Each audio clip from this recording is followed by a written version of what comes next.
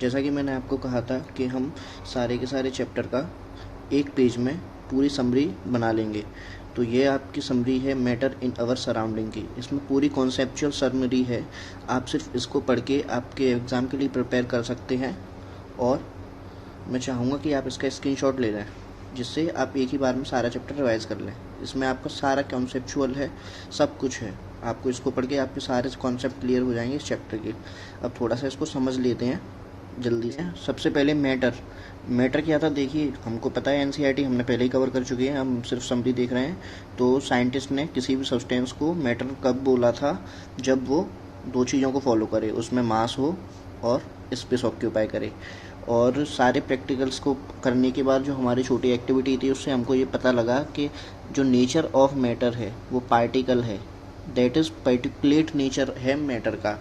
सो अब कैरेक्टरिस्टिक क्या है इस पार्टिकल नेचर ऑफ मैटर की, मैटर के पार्टिकल नेचर की क्या क्या विशेषताएं हैं। टोटल 4 पॉइंट्स हैं। टिनी पार्टिकल्स का बना हुआ होता है मैटर, पार्टिकल्स के बीच में स्पेस होती हैं, पार्टिकल्स हमेशा कंटिन्यूस मोशन में होते हैं बिकॉज वो काइनेटिक एनर्जी पजेस करते हैं, काइनेटिक एनर्जी की वजह से वो हमेशा कंटिन्यूस मोशन में होते हैं। पार्टिकल्स जॉइन करते हैं, एक दूसरे से जुड़े हुए होते हैं फोर्स ऑफ अट्रैक्शन की वजह से, उनके बीच में फोर्स ऑफ अट्रैक्शन होता है जिसकी वजह से वो आपस में जुड़े हुए होते हैं। इसके बाद हमारा नेक्स्ट टॉपिक था एनसीईआरटी में स्टेट्स ऑफ मैटर। तो टोटल 5 स्टेट्स ऑफ मैटर थी। वो क्लासीफाई किसके बेसिस पे, पांचों स्टेट को किन बेसिस पे डिवाइड किया गया था, किन बेसिस पे 5 स्टेट ऑफ मैटर बताई गई थी, वो 3 पॉइंट्स थे। डिस्टेंस बिटवीन द पार्टिकल्स, ये क्राइटेरिया था। दूसरा एनर्जी ऑफ द पार्टिकल्स, और तीसरा था arrangement of particles. In 3 criteria के बेसिस पे मैटर को 5 स्टेट्स में डिवाइड कर दिया था, और वो 5 स्टेट थी solid, liquid, gas, plasma, bone Einstein, condensate.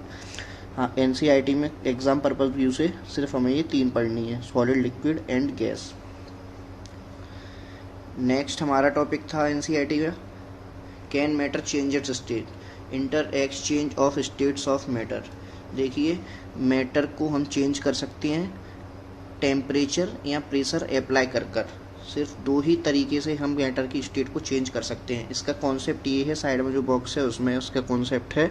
देखिए क्यों किसी मैटर का टेम्परेचर और प्रेशर देने पे मैटर की स्टेट चेंज हो जाती है। As particular state of matter is depends on the distance between the particles.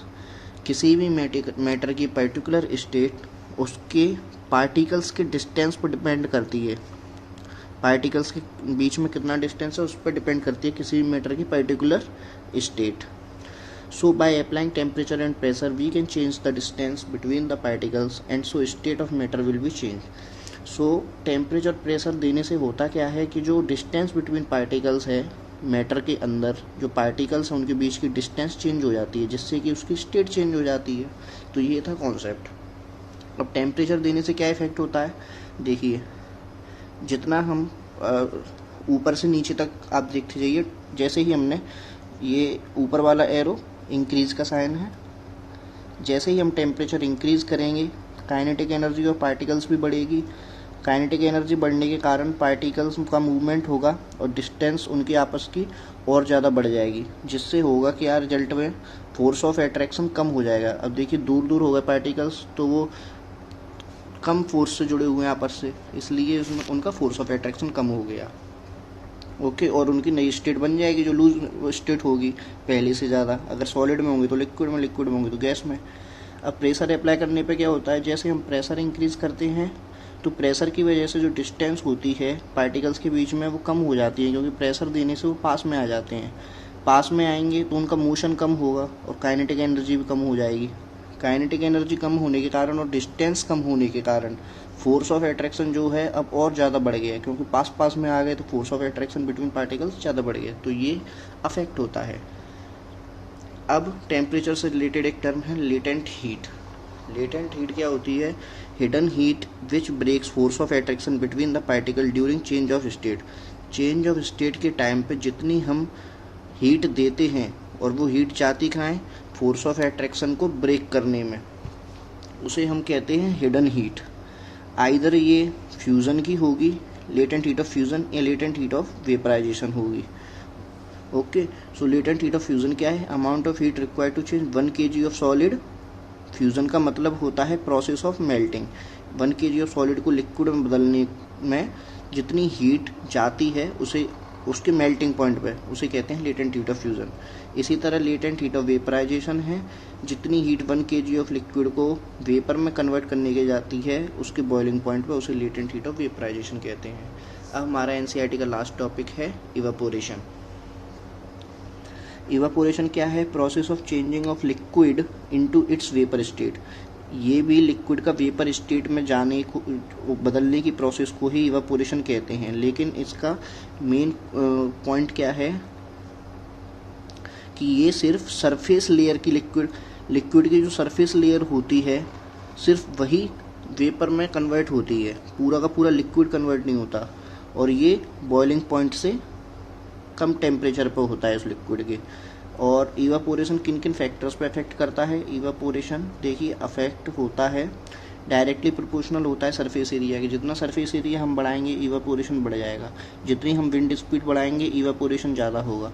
Temperature बढ़ाने पे भी जितना हम बढ़ाएंगे या कम करेंगे उतना ही इवापोरेशन कम या ज़्यादा होगा। लेकिन जो ह्यूमिडिटी है, ह्यूमिडिटी जितनी हम ज़्यादा करेंगे उतना इवापोरेशन कम होगा। ये उल्टा है, इवापोरेशन उसका ह्यूमिडिटी का उल्टा है। ह्यूमिडिटी मतलब भी देखिए वेपर प्रेजेंट होती हैं एटमॉस्फेयर में, उसे बोलते हैं वेपर प्रेजेंट इन एटमॉस्फेयर,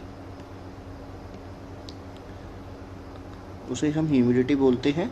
और इवापोरेशन से होता क्या है, वो भी लिक्विड वेपर स्टेट में से जाएगा कहाँ? जाएगा तो एटमॉस्फेयर में। तो अगर ह्यूमिडिटी ज़्यादा होगी इसका मतलब एटमॉस्फेयर में ऑलरेडी वेपर्स ज़्यादा होंगी, तो इवापोरेशन के बाद आने वाली वेपर्स धीरे धीरे आ पाएंगी, धीरे धीरे एकोमोडेट हो पाएंगी, इसलिए इवापोरेशन ज़्यादा ह्यूमिडिटी में स्लो हो जाता है, और इसका उल्टा भी इतना ही सही है। अब हम लास्ट में देख लेते हैं कि इवापोरेशन और बॉइलिंग में डिफरेंस क्या है, क्योंकि बॉइलिंग में भी लिक्विड वेपर में चेंज हो रहा है और इवापोरेशन में भी लिक्विड वेपर में चेंज हो रहा है, लिक्विड स्टेट वेपर स्टेट में जा रही है। तो दोनों में डिफरेंस क्या है? दोनों को एक ही चीज़ क्यों नहीं बोल देते? डिफरेंस ये है कि इवापोरेशन सरफेस फेनोमेना है। सरफेस फेनोमेना मतलब क्यों? इसका मतलब है कि ओनली जो सरफेस की लेयर होगी, सरफेस की लिक्विड लेयर होगी, वही वेपर में कन्वर्ट होगी, पूरा का पूरा लिक्विड कन्वर्ट नहीं होगा। जैसे कि आप समझिए ये ग्लास है और ये ग्लास में इधर पानी, ऐसे ही पानी की लेयर्स भरी हुई हैं, पूरा पानी भरा हुआ है और हमने उसको लेयर्स में डिवाइड कर लिया है। तो सिर्फ ये सरफेस वाली लेयर ही इवापोरेट होगी, वेपर फॉर्म में कन्वर्ट होगी, पूरी की पूरी नहीं होगी ये। ओके, और बॉइलिंग में क्या होता है, ये सारी की सारी पूरा का पूरा ग्लास खाली हो जाएगा। ये बल्क फेनोमेना होता है, इसमें लिखा हुआ है देखिए, boiling is a bulk phenomena, whole liquid change into vapour state, पूरा का पूरा लिक्विड ही वेपर में कन्वर्ट हो जाएगा। और इवापोरेशन में सिर्फ सरफेस की लेयर होगी, वही कन्वर्ट होगी वेपर में। और इवापोरेशन बॉइलिंग पॉइंट से कम टेम्परेचर पर होता है, और बॉइलिंग तो बॉइलिंग पॉइंट जब अचीव हो जाता है तभी वेपर में कन्वर्जन स्टार्ट होता है। तो ये हमारा पूरा का पूरा चैप्टर, यहाँ हमारी समरी हो गई। होप करता हूँ आपने स्क्रीनशॉट ले लिया होगा और अच्छे से समझ आ गया।